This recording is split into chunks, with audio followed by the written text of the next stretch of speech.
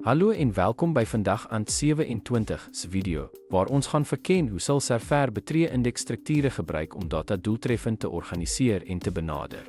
Jy aan 27 leer hoe hierdie gebalanseerde soekboom navraagprestasie verbeter deur soektogte, filtrering en sorteerverwerkings binne jou databasisse te stroomlyn.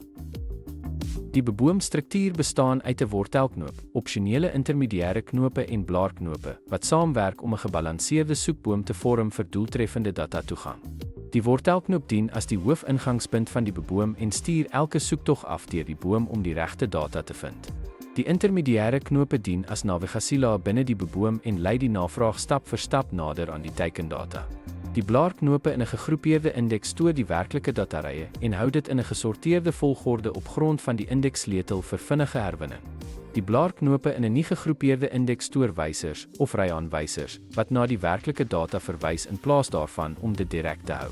Die werkverrigtingsvoordeel van boomindeksering lê in sy vermoë om die aantal vergelykings wat nodig is te verminder, wat soek, filter en sorteerbewerkings aansienlik vinniger maak. Kortom, betree-indeksstrukture is die sleutel tot Server aan 27 se doeltreffendheid, wat vinniger data-onttrekking en gladder navraag-uitvoering moontlik maak.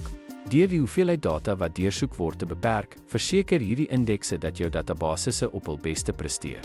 Dankie dat jy gekyk het en bly ingeskakel vir nog insigte oor Server.